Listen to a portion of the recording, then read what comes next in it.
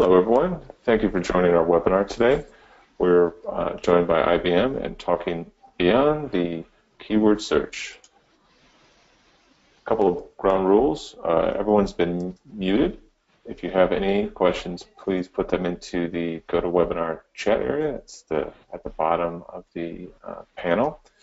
If you're having technical issues, you may email marketing@MC+A or send a direct message to us on Twitter, and someone will reach out to you, respond to you, and try to get you sorted out. The agenda today is this is probably the last in our series of Beyond the GSA webinars. We'll do a quick review of the current state of the GSA, transition from the GSA to other areas, and then we'll talk a little bit about IBM.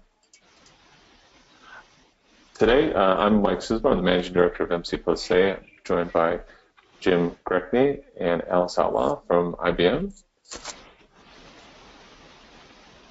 Without further ado, we will dive into kind of the first part of our presentation about MC+A. We've been around for 15 years. We're award-winning Google for Work partner. We have an international focus. I've done a lot of the more technical implementations with the Google Search Appliance, so a wealth and depth of experience there. We focus on simplifying the technology implementation, so we kind of start out with a very broad problem, and through iterations we try to simplify and solve the problem in a way that helps companies utilize the technology. So kind of finding the needle in the haystack in a lot of ways.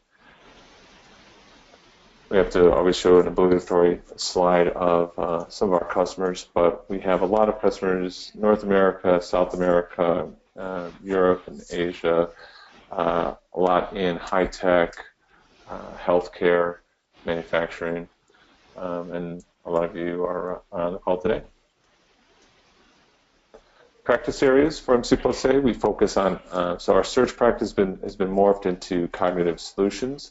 So we're really taking a next generation approach to the standard solution that's been brought up by enterprise search.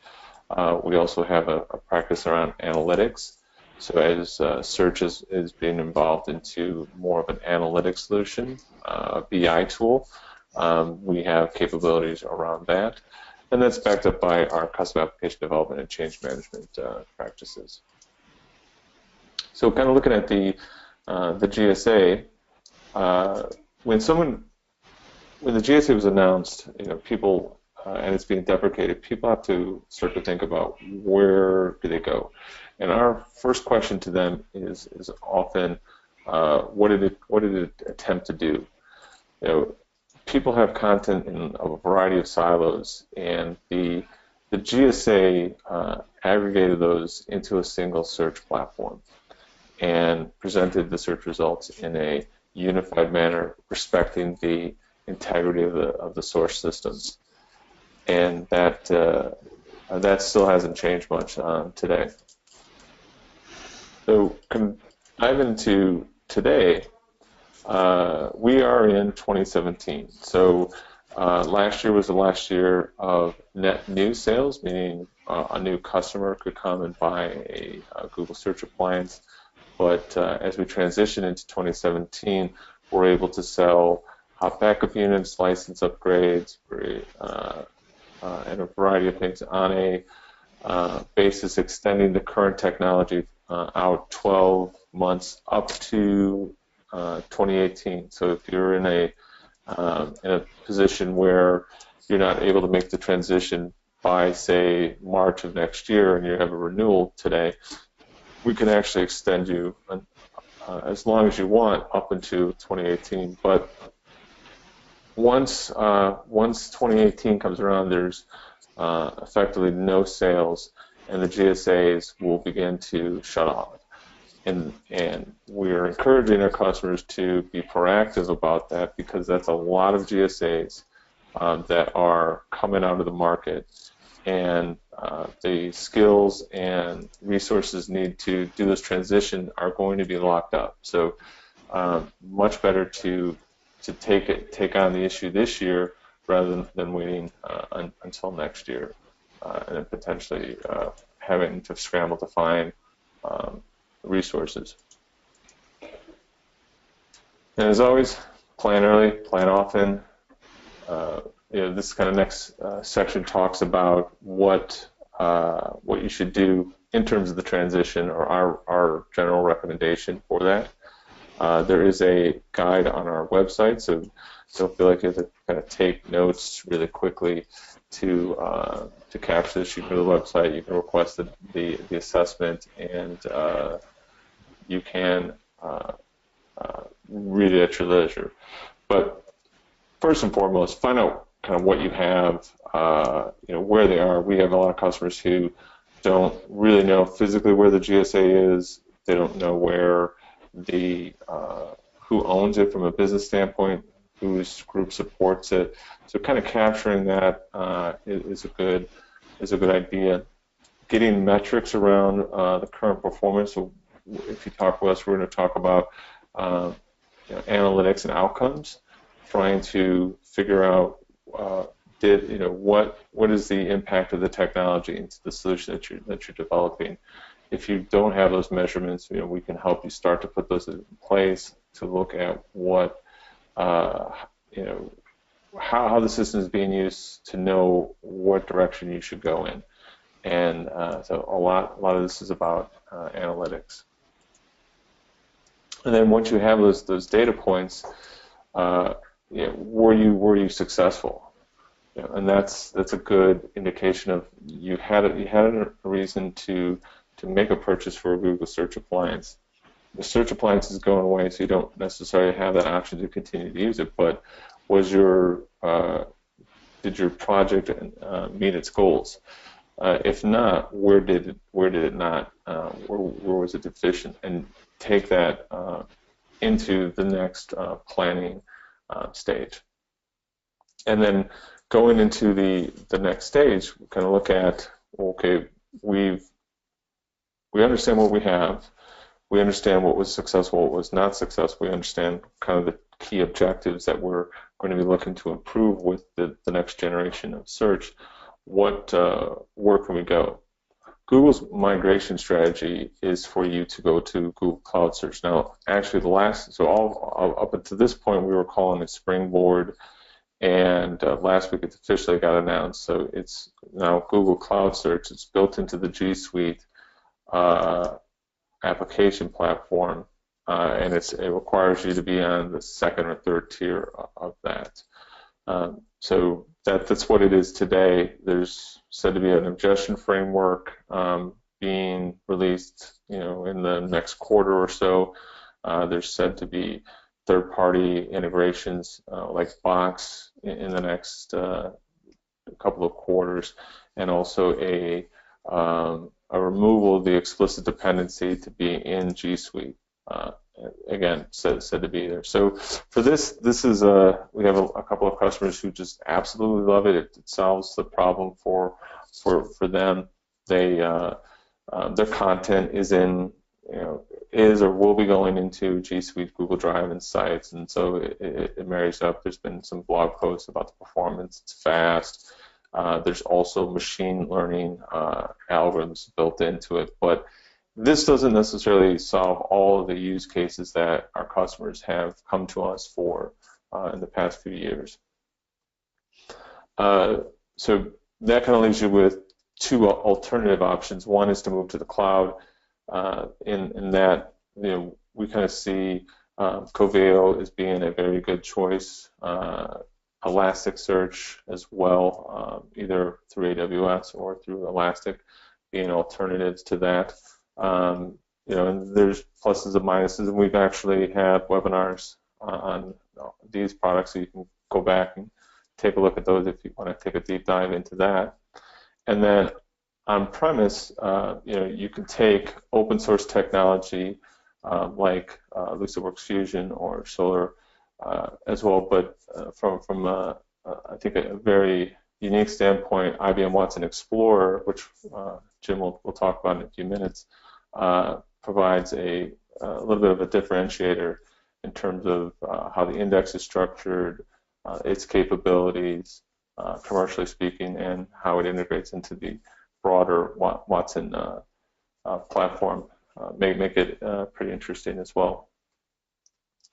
And without further ado, Jim, I'm going to pass the baton over to you. Let me know when you're ready. I'm ready now. Beautiful. Thank you, Jim. So thank you, everybody, for joining. As Mike said, I'm Jim Greckney. I'm an executive IT architect within IBM, focusing on Watson Explorer. Now what I need to do is get my system to talk to me correctly. There we go. Hopefully you can all see my screen. I will not be able to see the chat during my presentation. So if you do have questions, though, please go ahead and put them in there. So today I want to talk primarily about Watson Explorer. And I always love starting with this slide for a couple reasons. I mean, for years we've all been hearing about, the explosion of data, but usually when we talk about it, we talk about how much data is being created from a structured standpoint. And what's interesting is about 80% of all the new data that's being created, if not higher, is unstructured. So it becomes a little bit more of a challenge, not just to how do I search through all that data, but then how do I use it beyond just search? How do I do analytics on the unstructured data the same way I do around structured data? And interestingly enough, even though 80+% of all this data that's being created is unstructured, only about 8% of that data is actually used by organizations today. So we're collecting huge amounts of data that is sitting idle and not adding any value to us. And this is where IBM Watson comes in. So I'm assuming that most people have heard the name Watson, but you may or may not know really what it is. And truthfully, Watson is a brand within IBM. It's not a particular machine. It's not a particular solution, a particular technology. It is a brand. And under that brand, we have a variety of different capabilities and services, but they can pretty much be summarized down into these 4 areas. Starting on the upper right, engagement. How do you engage with clients, with customers, with users, internal or external, in new ways? And, being able to do things using natural language, regardless of the language, being able to interact both with voice as well as text, to be able to engage in a dialogue as opposed to just filling out questionnaires or searching through FAQs. How do you answer questions and not only provide an answer, but provide answers that you have a level of confidence in? That's part of what we do within the Watson brand.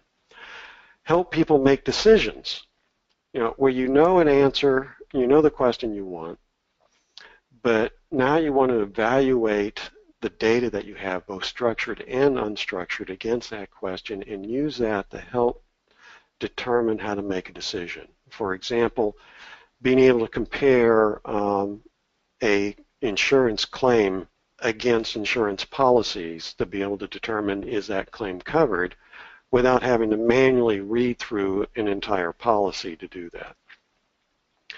How do we give people new tools that aid them in this decision-making process? How do we help them explore all that unstructured data? Where, again, I have an idea of the question I want, but I don't know what data is available that's helping me answer that question. So I want to explore through a large amount of unstructured and structured data. An example of that in the medical field, which is where we got started with Watson Technologies. There are so many medical journals and articles that come out that if a doctor were to read every journal that applies to them, it would take them 2 years of 7 by 24 reading to read 1 year's worth of material. You know, obviously you can't do that. So what we're trying to do is give you technologies that can ingest that information for you and not just search through it, but allow you to then do analytics on it. And then finally, discovery. How do I use the data I have to uncover new insights where I don't really know what the question is I'm asking yet? I just know that I have the data, and I want to find out what that data can provide to me.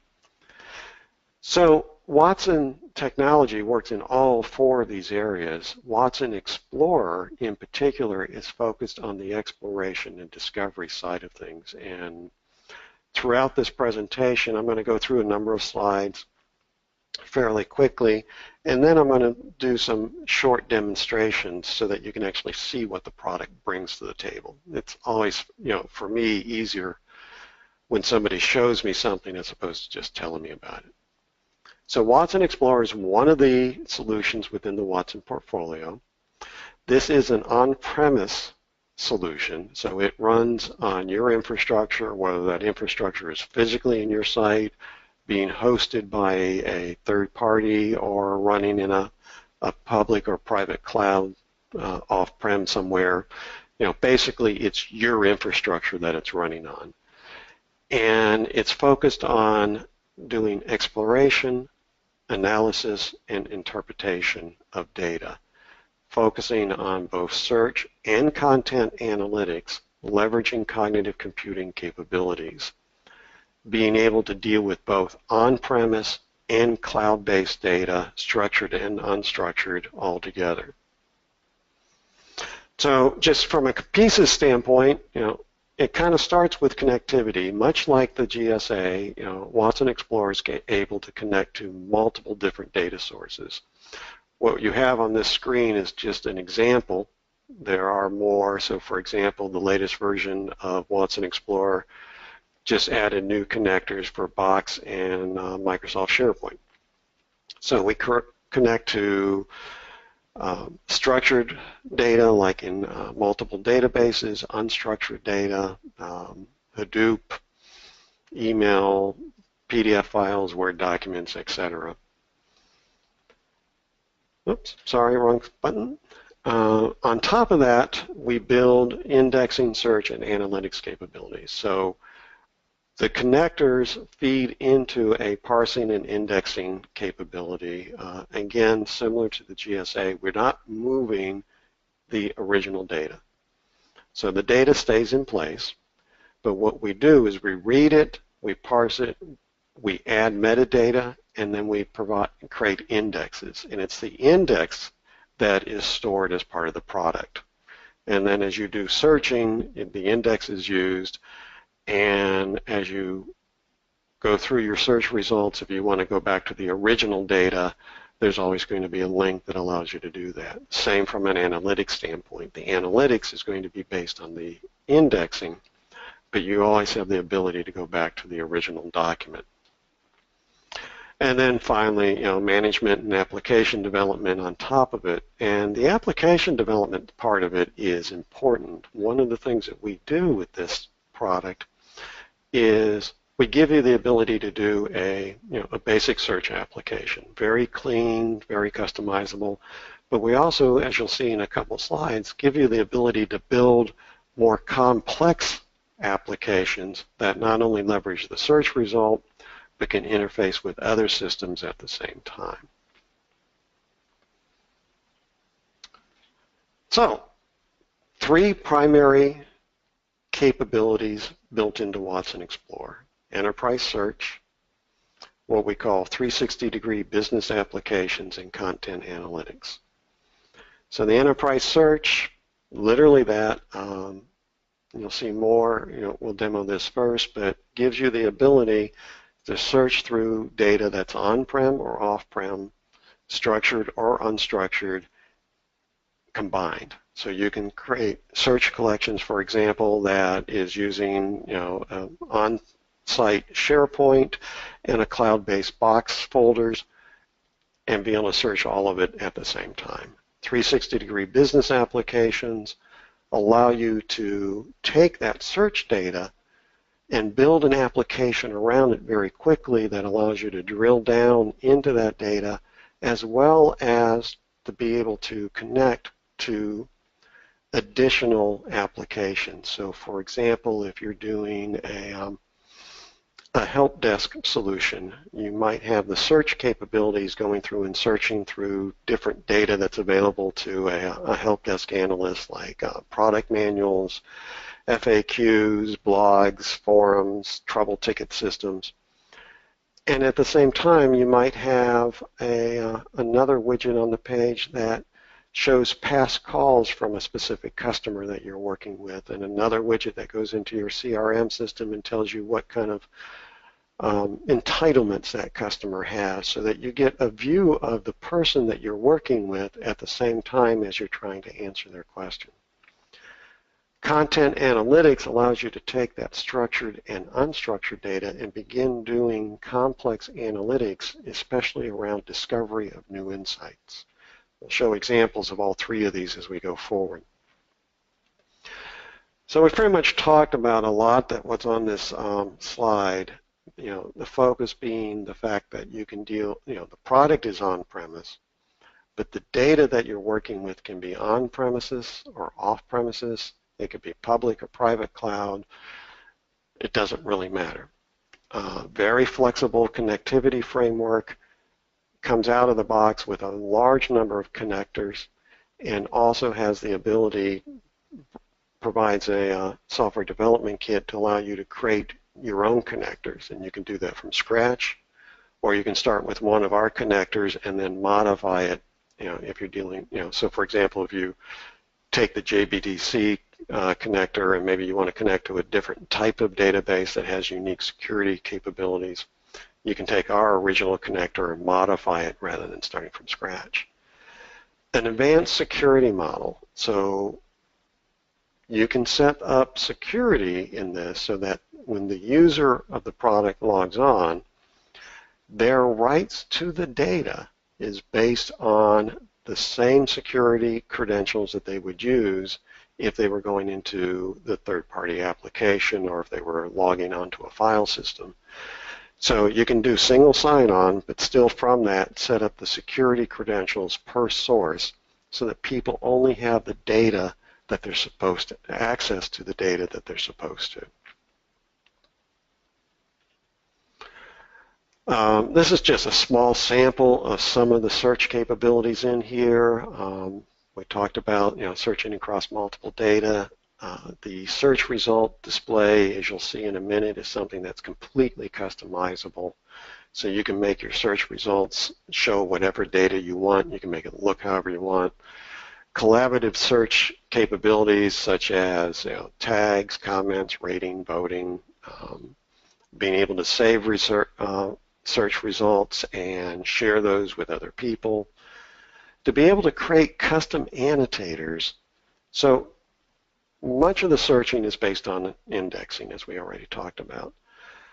But if you think about the data that you're searching, especially the unstructured data, there may be data in that unstructured fields that you want to create as an index, either to speed up the search capabilities, to be able to answer specific types of questions, or to be able to display that data unique from the body of the document.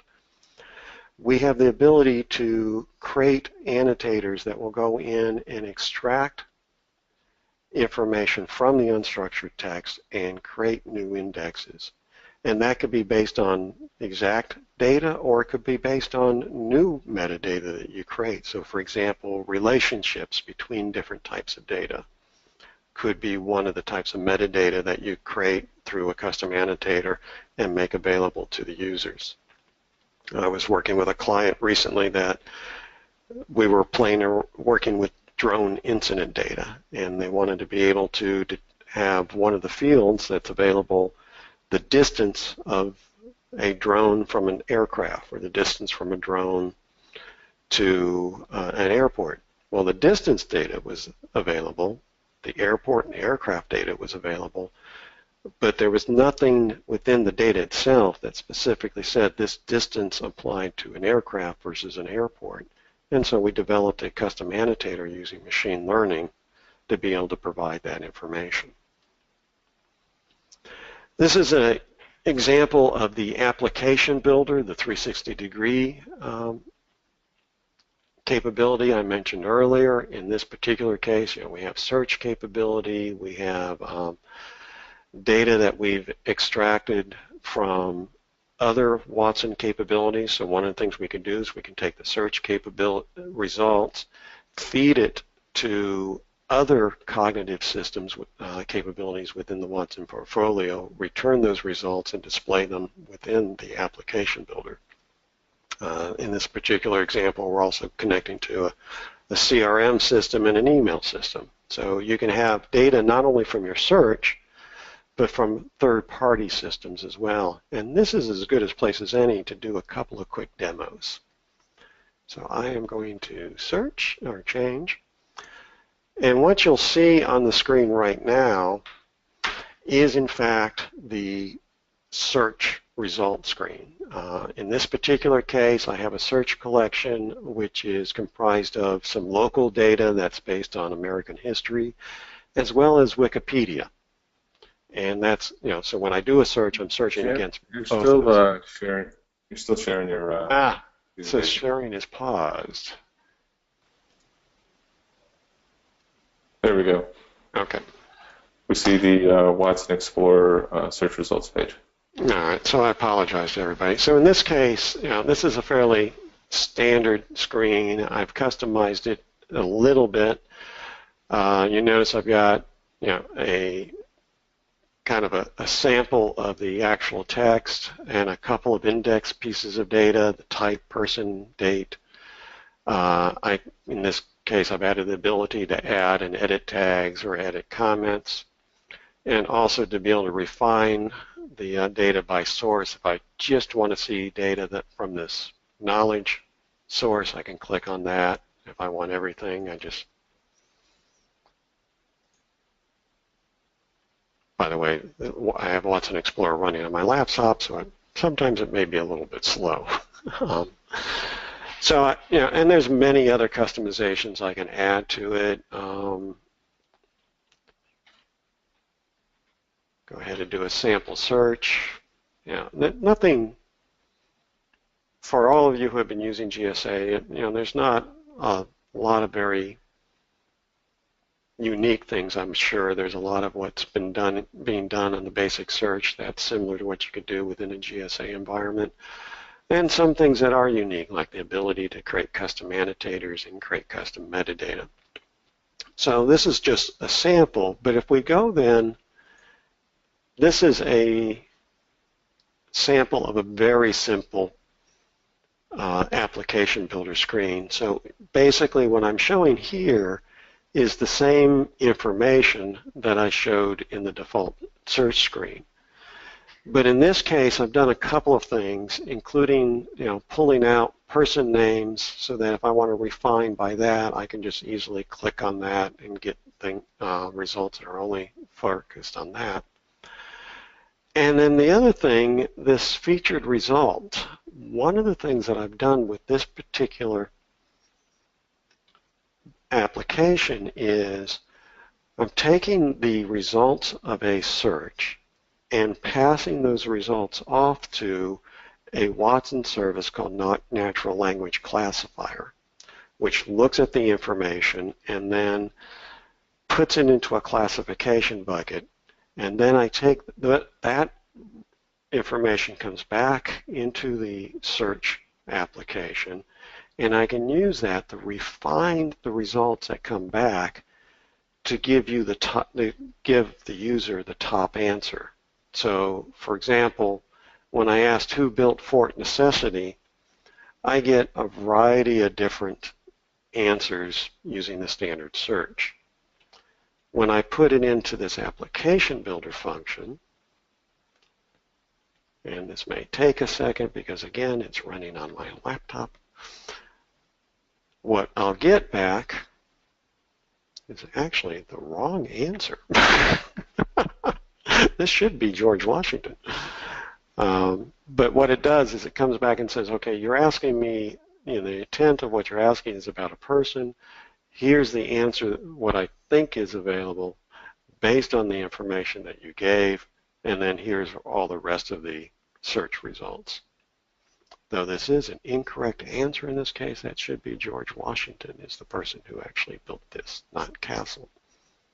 So I'll have to figure that one out. But what I wanted to be able to demonstrate here is the connection between the application builder and a third-party system. So you can interface, other Watson technologies into an application or third-party systems, and you don't have to write the entire program for these different widgets. We give you that capability, so it's a drag and drop of different widgets, some that get created automatically based on the search capabilities that you're doing and the different parts of the search collection. Yeah, Jim, I think it's really good to point out that while the person in this case came up incorrect, that's a kind of a training set issue, that the difference between like a kind of legacy enterprise search system and what App Builder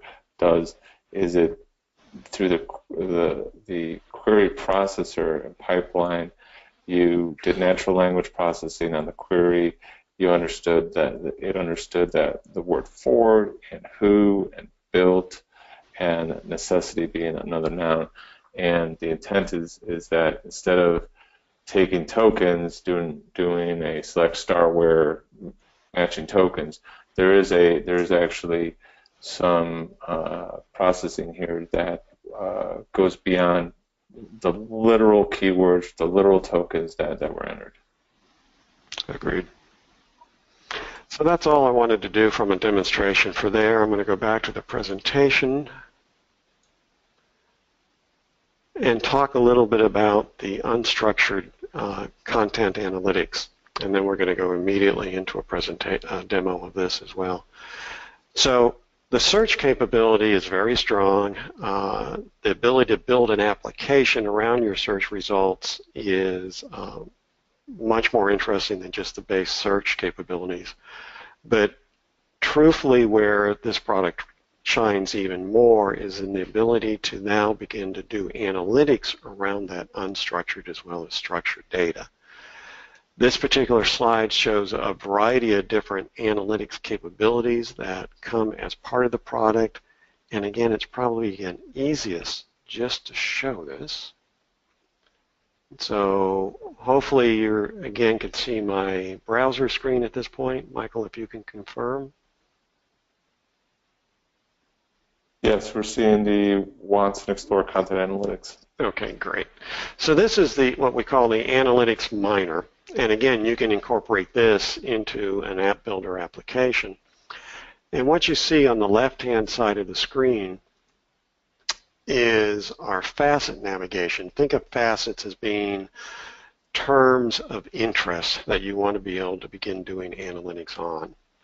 Some of these are like vehicle information. What we're looking at is data from the National Highway Transportation Safety Association in the U.S. This is a database of information where anybody can go onto their website and put in information about an incident or a problem with their vehicle. And that data is freely downloadable. And it comes as an XML file, and things like manufacturer, make, model, year, so forth, are all identified as individual fields in that XML file. But then within the body of that document is also a general description of what occurred. So for example, if I bring this one up, within the description, when rear end with foot on brake, etc. So what we want to be able to do is not just do analytics on the structured fields, but also on the unstructured part. And in this case, you'll see facets for parts of speech, phrases, sentiment analysis, terms of interest, document clustering. These are all annotations that the product did out of the box. So as the data was read and ingested, parts of speech were identified and metadata was associated to be able to do indexing on parts of speech, say with nouns, phrases, sentiment analysis, positive, negative, etc. And then you can create custom annotations, which I'll show you a little bit in a minute. Across the top here, we have the different types of analysis we can do. We can do by facet, and you'll notice there's a frequency and correlation column here. We'll come back to that in a little bit. We can do things based on time, deviations from norms, trends, compare different facets together, look at sentiment, and a couple others. So we're going to start.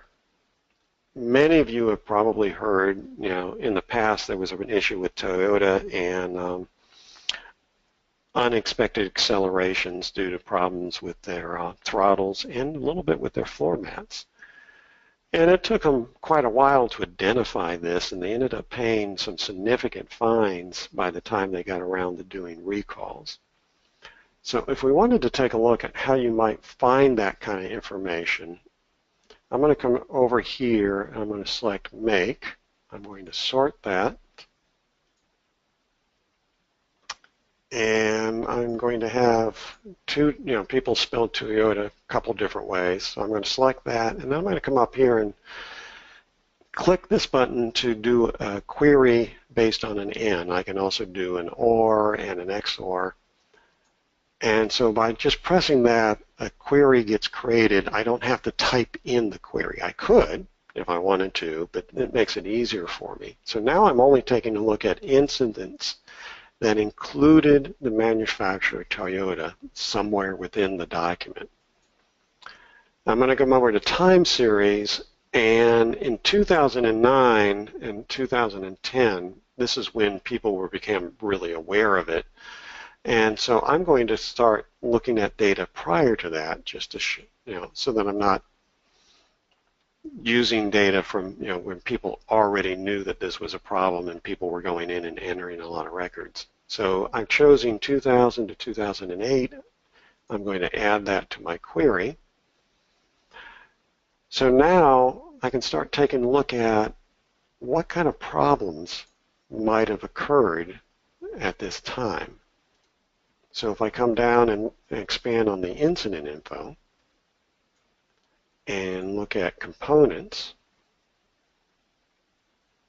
and back to facets, now what I'm seeing is I can sort this by frequency. So there were lots of incidents around vehicle speed control. But more important, let's take a look at this correlation. What you'll see is correlation is telling me, regardless of the frequency, how statistically important is this particular value based on this query. So I may, for example, just, I might have sorted this based on cars that have had accidents in wet road conditions. And I might have a frequency of Toyota that's very high and one of another manufacturer that's lower, but a correlation might be higher for that other one. And what that would tell me is for the number of vehicles for that other manufacturer, there were messing this one up a little bit, sorry, but what it would tell me is that there was more statistically relevant for that other manufacturer. In other words, the frequency may be due to the fact that there were more cars sold by Toyota, but the percentage that were actually involved in wet road accidents was higher with the second manufacturer. So basically, just think of this as statistic relevance. And what we'll see here, I can go through each of these, but I'm going to focus on speed control. Still fairly relevant. Anything over 1 is pretty relevant. And I'm going to sort now based on speed control. Sorry. And I'll see some others over here. And in fact, I'm going to get rid of cruise control here. So I'm picking vehicle accelerator pedal, speed control, fairly high frequencies, very high correlations. So now I started with over 900,000 documents or incidents. Now I'm down to a little over 1,100. And let's check to see whether or not these are serious. So we'll look at injuries and we'll see that, there were about 120 injuries reported. Look at deaths. We'll see that 7 deaths reported. So what we're beginning to show is that the problem that we're investigating here is fairly serious and is something that we want to investigate further. If we come down over here and now take a look at noun sequence, one of the other things that we'll see is, again, if we sort on correlation, is that most of these incidents had to do with the Toyota Camry. And so if we focus just on the Camry for a little bit, now we're down to 145 incidents, and that's enough to allow somebody to actually now begin to look at the specific documents to begin to understand what's happening. Now, a person isn't going to be able to go through 900,000 documents, but 100 documents, 150 documents, a team of people can come through that fairly easily. So what we're trying to show here is that we can continue to look at the data and find out new things that we may not have known. When we started this, we may not have known that there was a problem with acceleration, but the data begins to show us that there is. We can also begin to look at how did that look over time. And what we'll see as we do this is that it seems to have increased, 2007 and 2008. We're seeing more and more incidents. We can begin to combine facet pairs. Let's look at, for example, the model of the car versus the component to see if we can get additional information. So these are all statistics and all analytics that you can do, and it's all focused on both the unstructured data as well as the structured data. So going back to the presentation for a minute, this is just an example of the data that we were just looking at. But I want to end on a couple more slides. So as I mentioned earlier, there's certain annotators that the content analytics will do as part of the ingestion, as part of the core capability of the system. But you can build custom annotators, and there's 2 ways of doing it. There's a product called Content Analytics Studio that comes as part of Watson Explorer that allows you to build, using a graphical interface, role-based annotators using things like regular expressions or sequence of words and how often they occur and where they occur. And so you can build a custom annotator here and then make that as part of the ingestion process so that you can identify new information both as in your search as well as in the content analytics. And then we also have a product called Watson Knowledge Studio that allows you to build a machine learning model that you can incorporate as an annotator within Watson Explorer. The reason why this is important is rules are very good and they're very simple to create, but if you're going to create a large number of rules, they become very hard to maintain. And to be truthful, sometimes there's certain things that are hard to annotate using a rule, like the example I gave earlier of the distance between a drone and the aircraft that reported it versus the distance between a drone and an airport. Machine learning models are better at that type of capability. So we offer both, the ability to create a machine learning model or a rule-based model, and then using that to create unique metadata that can be part of your analytics and part of your search capabilities. I'll leave it at this slide. Forrester has recognized Watson Explorer as, in fact, a leader for both search and analytics. And it's a product that we're very comfortable with. Watson Explorer has been around for a good while, something that IBM has a multi-year roadmap around. So nothing that's going to go away anytime in the near future. So with that, Michael, I'll turn it back over to you. Thank you, Jim. That's always interesting. And I'll take the presentership back to me, but we are going into the Q&A portion real quickly. Or we're coming up to the Q&A portion. Get that.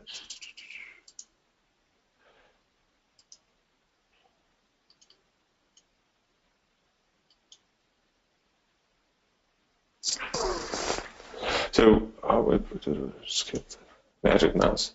Yeah, lastly, we going to plug our GSA managed services. So if you have a Google Search Appliance and you want to reallocate your resources or kind of start to position the migration, we're happy to assist with that. You can reach out to us after the call, and we'll talk a little bit more about that. But then we're finally into the Q&A portion. So I think I mentioned this, but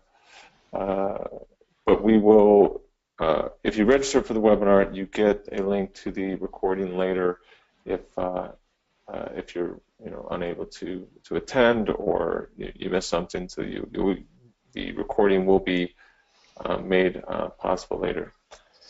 The good question just came up here as I think that you passed over it is where's the index stored in a database or what? But I think that I would also just kind of broaden the question a little and speak how potentially the current WEX index is different. Jim, can you take that one? As far as where it's stored and what technology it's stored in, it's stored locally, with the product. And by the way, the product is available can be implemented as a cluster. So as you add more and more data or more users, it can use a scale-out technology in order to keep performance. As far as the structure of the database, the database that is used or the structure of the index, we don't really talk about that a whole lot because we kind of prefer to keep that almost as a black box because we can change that technology. So for example, we use a modified version of Solr for the content analytics portion of it today. We use a product called Vimissimo, which is a company IBM bought a number of years ago for the search capability. But we may change that in the future, so I wouldn't worry a whole lot about what's the technology underneath, more about is it going to meet your functional capabilities, because like I said, we may very well go from Vimissimo to something else in the future, just as an example. That's not saying we will, but the technology, it's not something that you have access to directly from a management standpoint. Okay, fair enough. I mean, I think it's a really good point that the index structure may change in the future. We've seen that as a differentiator, compared to Lucene, for example. But I think I understand that. Can I use WEX with other APIs, Azure and Google, for example? The answer is definitely yes. So there's multiple ways of doing that. One, you can leverage the application builder function to integrate WEX results with results from, say, Google or Bing, or to access services that are running in Azure. You can also have other applications access WEX. It provides a REST-based API as well. So we do it in both directions. Great. I have a small data set. Is there a limited edition that I can use to get started? There's not a limited edition, but we do have the ability to do a monthly lease if somebody wanted to get started small. But as far as the actual product, the pricing is based on the amount of data that you're going to index. And so if it's a very small amount, we do have licenses that work a lot around a small amount of data. What I would highly recommend that you do is get together with Michael and John and review your data needs with them, and they can tell you whether or not the product would be a good fit for you. Yeah, I think that there's a lot of people think that IBM is just kind of out of their price league.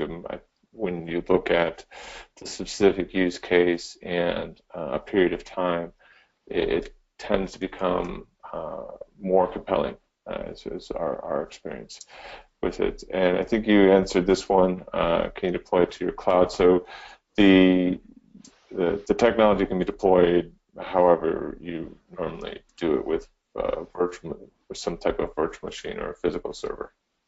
That's correct. Where you deploy it really doesn't matter. You purchase the software, you install it on whatever hardware, physical or virtual, that you want. The only comment I want to make is if you put it into a public cloud like AWS, Azure, or IBM Bluemix, you need to do the appropriate security configurations and develop an architecture that you're going to be comfortable with.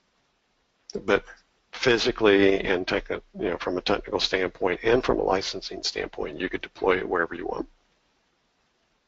Okay, I think that's all the questions that have come in. We'll give one moment right now to see if there are any others. And then kind of a last slide. So everyone here should have registered, so they will get a follow-up email. Here's our Connect contact points. If you have any questions, reach out to us. We'll be the fastest path to resolving those regarding the IBM Watson Explorer. And I think, again, thanks everyone for attending, and thank you, IBM, for participating with us, Jim and Alice. Everyone have a great day.